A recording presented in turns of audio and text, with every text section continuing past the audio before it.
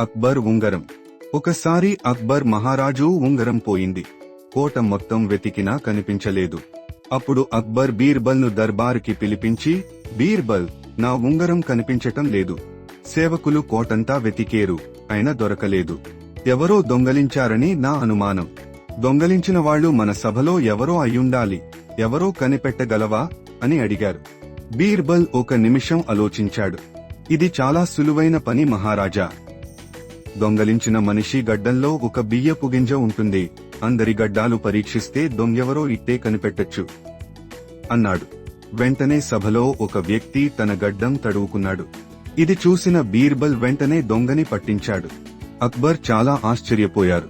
బీర్బల్, నీకెలా తెలిసింది దొంగ గెడ్డంలో బియ్యపు గింజ ఉందని అని అడిగారు. మహారాజా, తప్పు చేసిన మనిషి మనస్సాక్షి ఎప్పుడూ భయపడుతూ ఉంటుంది. దొంగతనం చేయనివాళ్లు చుట్టుపక్కల వాళ్లని చూస్తుంటే తప్పు చేసినవాడు తన గడ్డం భయంతో తడుముకున్నాడు అని బీర్బల్ అన్నాడు. ఈ కథ మీకు నచ్చితే ప్లీజ్ సబ్స్క్రైబ్ చేయండి మరియు లైక్ కొట్టండి.